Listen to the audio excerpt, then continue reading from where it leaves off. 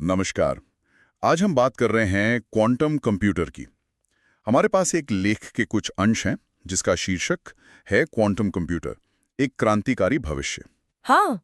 और हमारा इरादा है कि इस दिलचस्प तकनीक के जो सबसे ज़रूरी पहलू हैं उनको समझें बिल्कुल। कि ये आखिर है क्या, क्या कर सकता है, बनाना इतना मुश्किल क्यों है, और हाँ, भारत के लिए इसके क्या मायने हैं। सही। सोचिए, ऐसे कंप्यूटर्स जो आजकल की मशीनों से हजारों गुना तेज हों हाँ। और वो प्रॉब्लम सॉल्व कर सकें जो आज हमें नामुमकिन लगती हैं। हाँ, ये वाकई एक अलग ही दुनिया है। तो चलिए इसी पे थोड़ी गहराई से बात करते हैं। जरूर।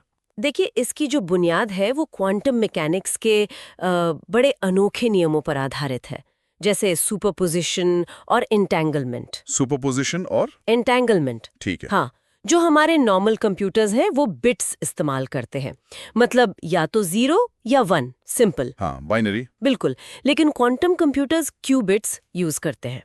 क्यूबिट्स। क्यूबिट्स। हाँ। तो ये बिट्स से इतने अलग कैसे हैं? हाँ। आपने सुपरपोजिशन बोला। हाँ। आसान शब्दों में इसका क्या मतलब हुआ? हाँ, बहुत अच्छा सवाल है।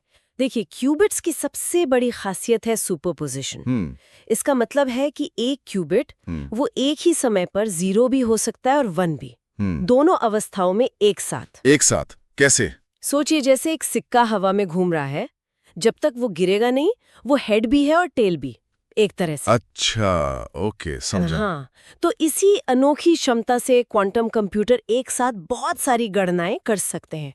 इसको कहते हैं पैरेलल प्रोसेसिंग। Parallel processing. हाँ, जबकि हमारे जो पारंपरिक कंप्यूटर्स हैं वो एक बार में एक ही काम करते हैं, वो लीनियर प्रोसेसिंग है। अच्छा, तो इसी पैरेलल प्रोसेसिंग की वजह से हाँ। ये उन मुश्किल समस्याओं को हल कर पाएंगे बिल्कुल। जो आज के सुपर कंप्यूटर्स भी नहीं कर सकते। बिल्कुल। क्या क्या क्षमताएं हैं इसकी? किन चीजों में ये क्रांति ला सकता है? हाँ, इसकी क्षमताएं तो मतलब कमाल की हैं। स्रोत बताते हैं कि ये मौसम का अनुमान बहुत ज्यादा सटीक लगा सकते हैं, ओह, जटिल रॉकेट सिमुलेशंस कर सकते हैं, या फिर एटॉमिक लेवल पर क्या चल रहा है उसका विश्लेषण कर सकते हैं। और यहाँ से ये और दिलचस्प हो जाता है, जैसे क्वांटम एन्क्रिप्शन। एन्क्रिप्शन मतलब सुरक्षा। हाँ, बिल्कुल।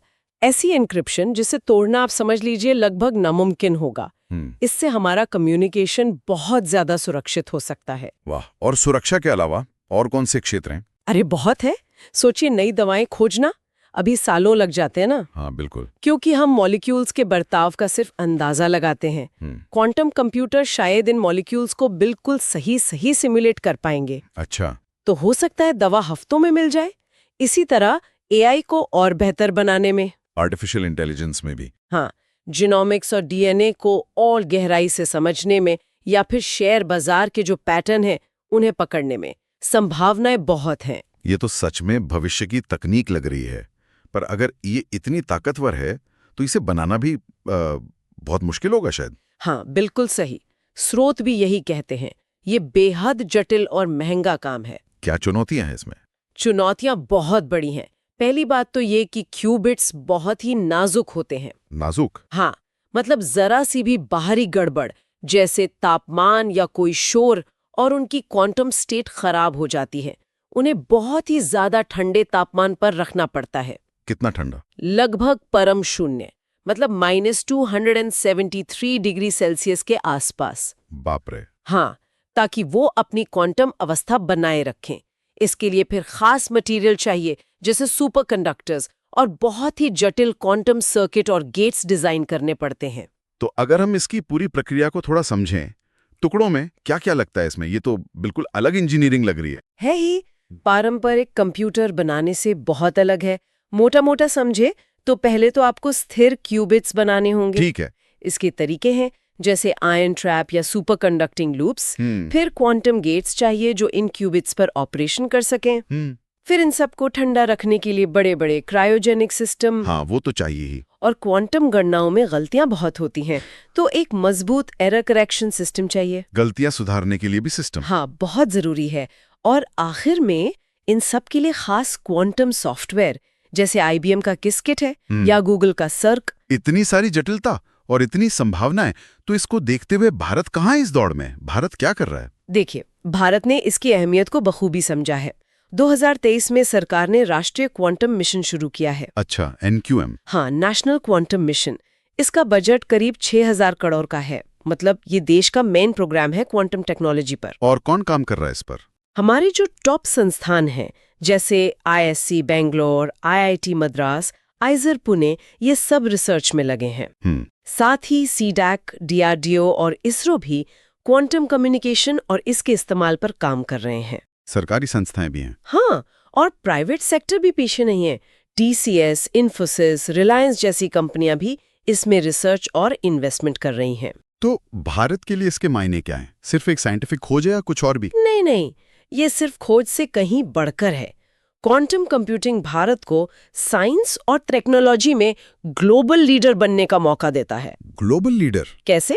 सोचिए, हमारी राष्ट्रीय सुरक्षा कितनी मजबूत हो सकती है। ऐसा कम्युनिकेशन जिसे कोई तोड़ ना सके, या बेहतर डिफेंस एनालिसिस। हाँ, ये तो है। साथ ही ये हाईटेक नौकरियां पैदा करेगा और जो डिजिटल इंडिया जैसी पहल हैं उनको एक नया बूस्ट देगा। सही। और मान लीजिए कोई इस फील्ड में आना चाहे, सीखना चाहे, उसके लिए क्या रास्ते हैं? बिल्कुल, जिन्हें फिजिक्स में इंटरेस्ट है, खासकर क्वांटम मैकेनिक्स में, या फिर मैथ्स जैसे लीनियर अलजेब्रा और कंप्यूटर साइंस, उनके लिए एक जबरदस्त फील्ड है। पाइथन जैसी प्रोग्रामिंग लैंग्वेज काम आती है। कुछ खास टूल है जैसे क्यूशार्प, और फ्रेमवर्क है जैसे IBM का क्यूस्किट, गूगल का सर्क।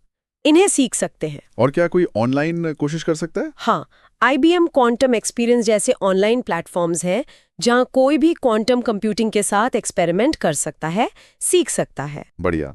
तो कुल मिलाकर बात ये है कि क्वांटम कंप्यूटिंग अब सिर्फ किताबों की बात नहीं रही, ये एक हकीकत बन रही है और तेजी से बन रही है। स्रोत ये भी इशारा करते हैं कि 2030 तक कई देश क्वांटम सुप्रीमेसी हासिल करने की रेस में होंगे। क्वांटम सुप्रीमेसी, इसका क्या मतलब है? इसका मतलब है क्वांटम कंप्यूटर से ऐसी कैलकुलेशंस करना जो दुनिया का कोई भी क्लासिकल सुपर कंप्यूटर कभी नहीं कर सकता, प्रैक्टिकली। ओह। और यहाँ सबसे दिलचस्प बात यह है कि जो देश इस रेस में आगे निकलेगा ना, वो शायद 21वीं सदी में टेक्नोलॉजी और इकोनॉमी दोनों में बहुत अहम रोल निभाएगा। और भारत के पास युवा टैलेंट भी है, क्षमता भी है। बिल्कुल है। तो असल सवाल शायद ये है कि इस क्रांतिकारी तकनीक में महारत हासिल करने के लिए आज जो हम कदम उठा रहे हैं, वो कल भारत को दुनिया की क्वांटम ताकत के रूप में कैसे स्थापित करेंगे? ये सोचने वाली बात है। हाँ, बिल्कुल, यही सबसे बड़ा सवाल है।